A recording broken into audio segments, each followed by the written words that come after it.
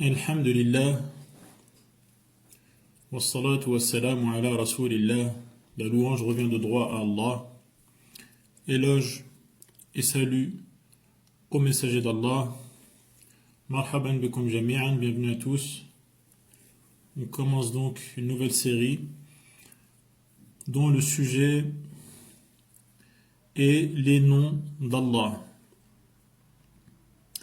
Comme on l'a annoncé, ce sujet revêt la plus grande des importances, car le fondement de tous les domaines du savoir utile gravite autour de la connaissance des noms d'Allah. Car ce qu'on observe autour de nous, dans les lois de cet univers, ou ce qu'on observe dans les lois juridiques d'Allah, dépendent des noms d'Allah, loin de lui tout défaut. Donc aujourd'hui, on va commencer par une introduction qui est adressée à tout le monde, même à ceux qui ne sont pas musulmans. Et pour cela, je vais vous demander de vous détacher un instant. Détachons un instant notre attention du train-train quotidien. Libérons-nous de ces modes de pensée qui brident notre esprit. Levons ces barrières qui entravent notre capacité à prendre de la hauteur. Regardons autour de nous, regardons bien, et l'observateur attentif de ce monde, de cet univers, de son fonctionnement, remarquera un univers si harmonieux, une mécanique si bien huilée, composée de pièces si infiniment précises. Il verra sans aucun doute un fonctionnement si maîtrisé. Et jusqu'ici, tous les êtres humains sont d'accord. Croyants et non croyants. Tous sont émus par la beauté, par la justesse, par la majesté qu'on ressent en observant cet univers. Alors, il en est de même lorsqu'on se penche sur ce qui fait de nous des êtres intelligents. Donc, quand on regarde pas seulement autour de nous, à l'horizon, mais lorsqu'on tourne ce regard également vers nous-mêmes et qu'on fait une introspection, qu'on fait un examen de ce que nous sommes, de notre corps, de son fonctionnement, de ce qui fait de nous des êtres intelligents qui nous abritons des organes plus précis les uns que les autres. Ces organes, ces membres, ces facultés qui nous permettent d'accomplir les différentes fonctions nécessaires à notre maintien en vie. Toutes ces observations nous émerveillent et laissent en nous une empreinte qui est proportionnelle à la sensibilité de chacun. Et personne ne sort de cet examen indemne d'une sensation profonde, d'une empreinte sur son âme, d'un ressenti extrêmement lié aux émotions et au fin fond de notre être, de notre personne humaine. Et les exemples ne manquent pas. On n'aura pas le temps, dans cette introduction, d'en faire le tour. Les exemples foisonnent de la précision de l'ADN, invisible à l'œil nu. Ce code qui renferme une quantité inouïe de données propres à chaque être vivant qui peuple la planète. De l'infiniment petit donc jusqu'à l'infiniment grand, jusqu'à la précision de la distance qui nous sépare sur Terre du Soleil, c'est 150 millions de kilomètres et qui correspondent exactement à la distance nécessaire pour que la vie soit possible sur Terre.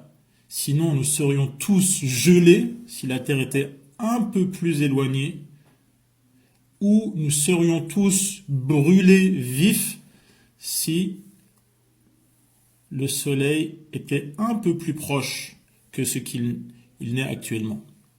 Et la vie aurait été tout simplement impossible. Mais on peut aller bien plus loin que constater ces vérités générales. On peut aller bien plus loin que la voix off d'un reportage sur les fonds marins ou sur les hauteurs vertigineuses de l'Himalaya, où souvent le présentateur, en extase, se contente en vérité de mettre des mots sur des choses qu'on voit. On peut aller bien plus loin en vérité. On peut pousser la réflexion jusqu'à tirer des conclusions bien plus intéressantes qu'une simple description du monde. On peut utiliser la faculté de raisonner dont le Créateur nous a équipés pour faire des déductions et des inductions. Voyez-vous, si j'observe une ombre, si je constate qu'il y a une ombre, c'est qu'il y a forcément une source de lumière, comme le soleil par exemple. Je n'ai pas besoin de voir le soleil lorsque je vois une ombre. À partir du moment où je vois une ombre, je sais que le soleil s'est levé. Si je vois des traces de pas, c'est que quelqu'un est forcément passé par là. Si je vois un édifice construit, c'est que forcément il a un constructeur qui l'a édifié. Si je vois une action, c'est forcément qu'il y a un acteur, et ainsi de suite. Personne ne peut nier ceci, sauf des gens qu'on appelle les sophistes, des gens qui, par différents procédés, nient des réalités indubitables sur lesquelles on ne peut pas douter si on est doué de raison, si on est en pleine possession de nos facultés mentales. Personne ne peut nier ce principe et toutes les activités humaines sont basées sur cet élément de base qui est que les effets montrent qu'il y a une cause. Les effets montrent qu'il y a une cause. L'action montre qu'il y a un acteur.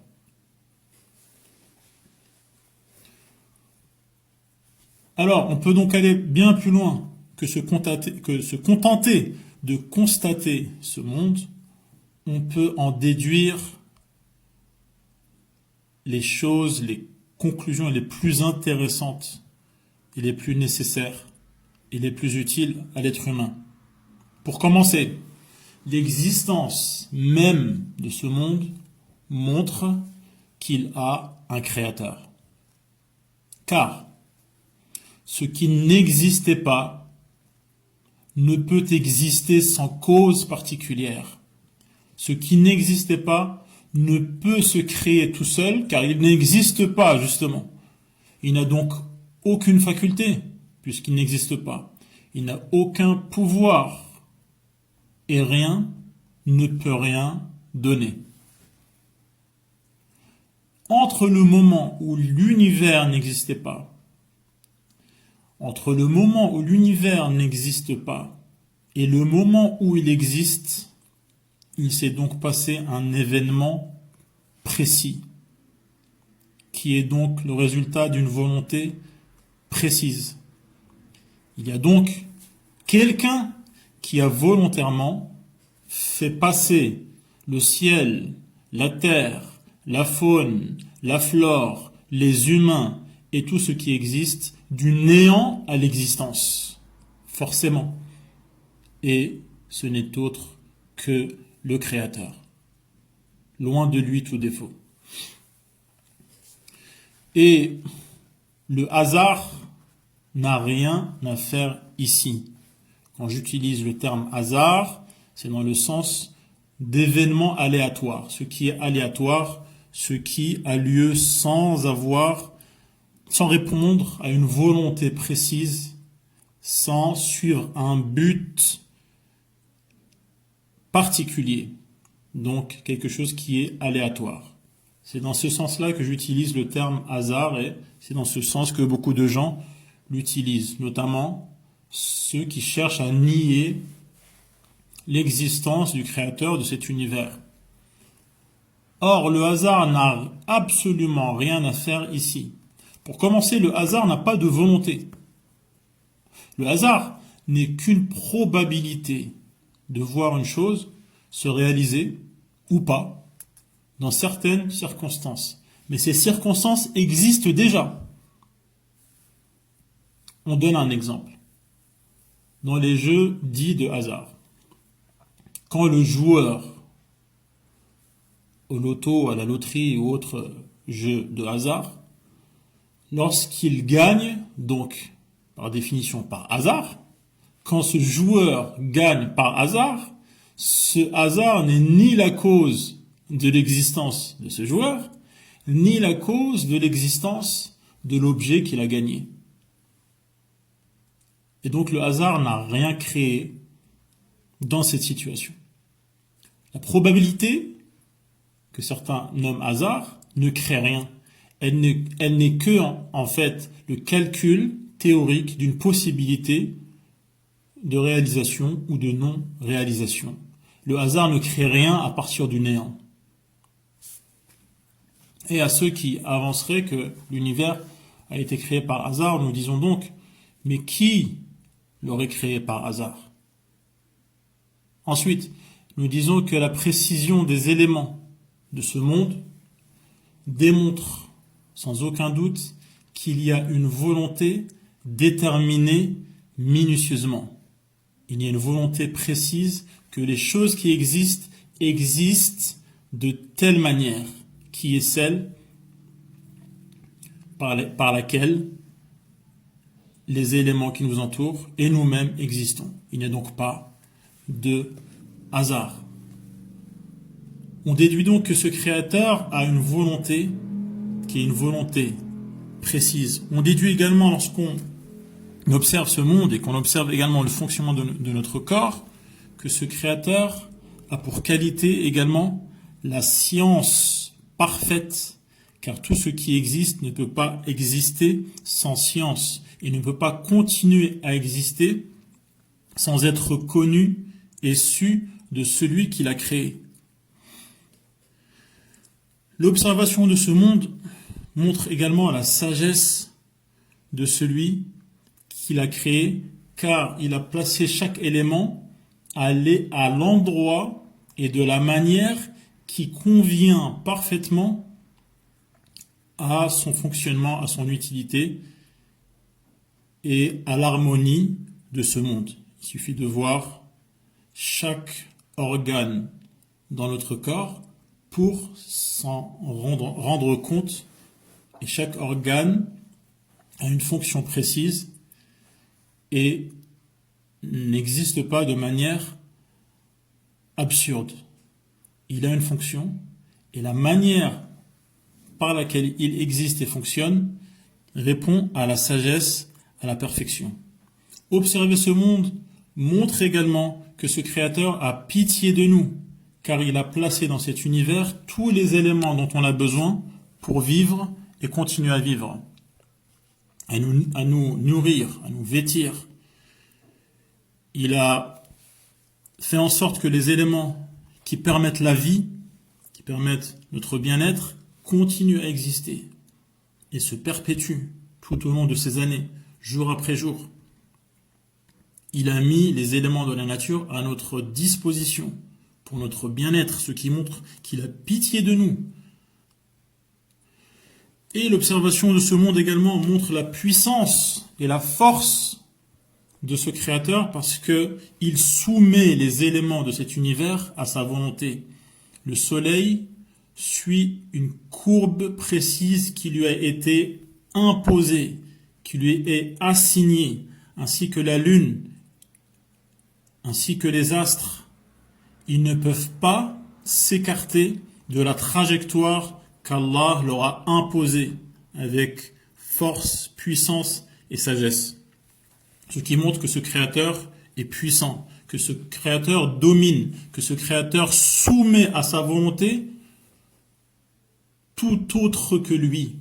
Ce qui signifie qu'il ne peut pas y avoir d'autre créateur, car Allah soumet tout à son pouvoir et à sa puissance et à sa domination. Il ne peut donc y avoir qu'un seul créateur, et les autres, à part lui, sont sous sa domination, sont sous sa volonté et sous sa soumission. C'est pour cela qu'il ne peut y avoir qu'un seul créateur. S'il y avait plusieurs créateurs de ce monde, ils auraient été en conflit car chacun aurait voulu soumettre l'autre à sa volonté et régner en maître absolu sur ce monde.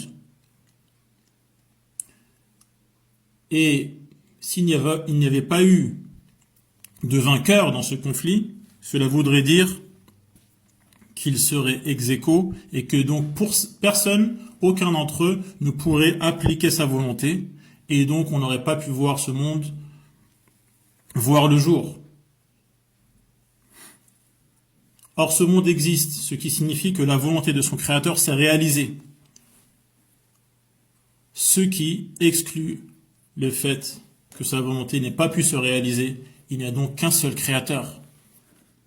Ou alors, il y aurait eu un vainqueur, un dominé et un dominant. Or, l'observation de ce monde montre que son créateur est dominant, puissant, fort, qu'il domine tout et que rien domine.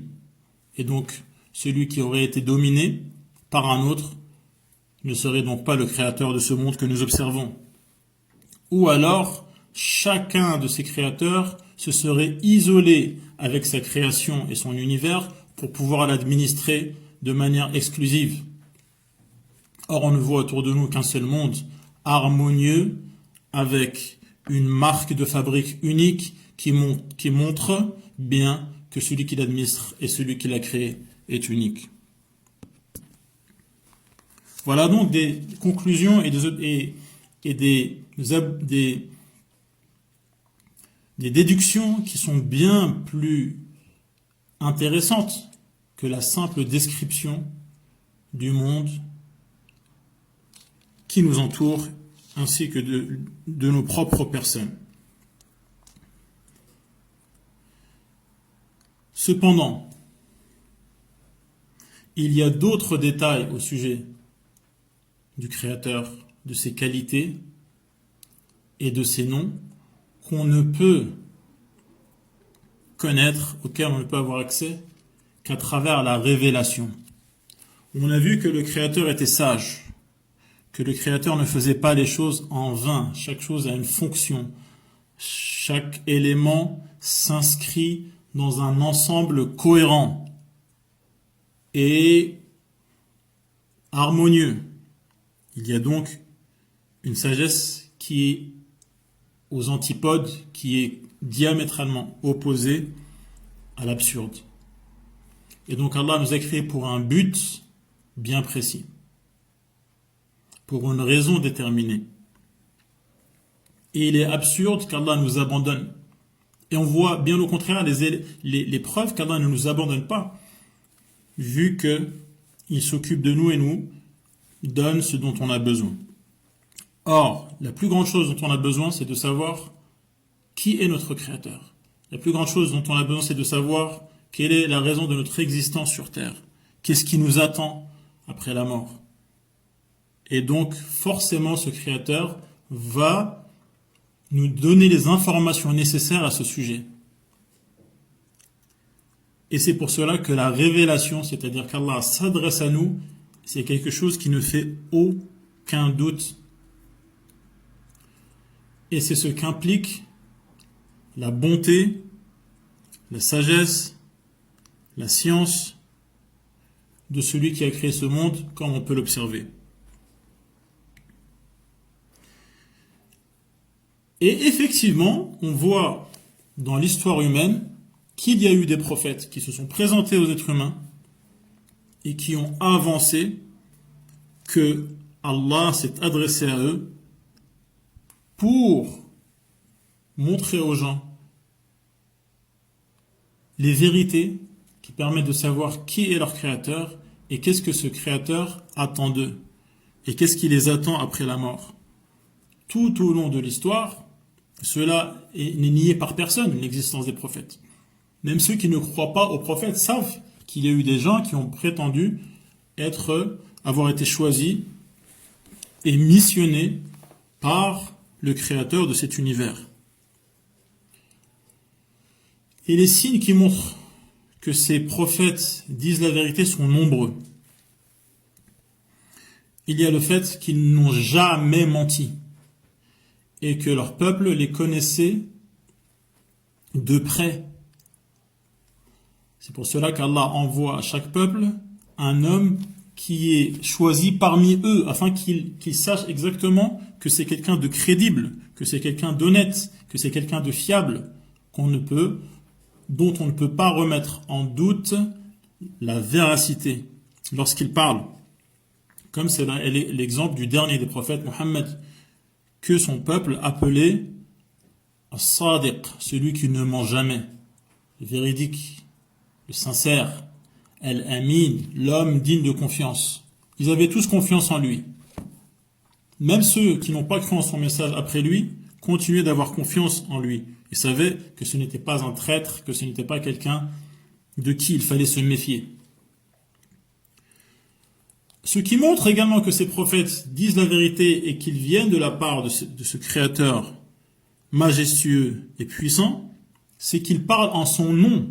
Or, on a bien vu autour de nous, dans ce monde, les preuves de la force, de la puissance, de la majesté de son Créateur. Et donc, ce Créateur puissant ne peut pas laisser quelqu'un parler en son nom et ne rien faire, et ne pas dévoiler son imposture, ne pas le punir, ne pas l'anéantir, le neutraliser. Or, ces prophètes parlent au nom d'Allah. Ils disent, Allah vous dit, Allah vous impose ceci, Allah vous interdit cela. Et Allah les laisse faire pendant de longues années. Noé pendant 950 ans. Il parlait au nom du Créateur. Et le dernier prophète pendant 23 ans, à lui éloge et salut, il parlait au nom d'Allah. Il a mené une lutte au nom d'Allah. Il a soumis des peuples au nom d'Allah et Allah le laisse faire. Ce qui signifie qu'Allah l'approuve. Ce qui signifie que le Créateur puissant, vu qu'il le laisse faire, cela signifie qu'il est en total accord avec lui. De plus, les prophètes ont été soutenus par des signes venant du Créateur, qu'on appelle des miracles, et qui sont des signes supplémentaires qu'ils disent la vérité. Par exemple, Moïse, qui avait un bâton qui se transformait en serpent. Et lorsqu'il reprenait, ce serpent redevenait un bâton. Par exemple, le fait qu'en frappant avec son bâton sur la mer s'est fendue en deux. Par exemple, le fait que Jésus guérissait les lépreux et permettait et guérissait les aveugles de naissance. Tous ces miracles ont été rapportés de manière abondante. On ne peut pas les nier. Tout comme il a été rapporté de manière abondante que certaines civilisations ont vu le jour, ont existé. Il y a de cela un certain moment, un certain laps de temps. Mais le témoignage d'un nombre important de personnes ne peut pas être remis en cause. Sinon, on remettrait en cause des vérités qui sont établies, comme l'existence de certaines civilisations. Alors que cela est établi dans l'histoire. L'histoire même est basée sur les témoignages.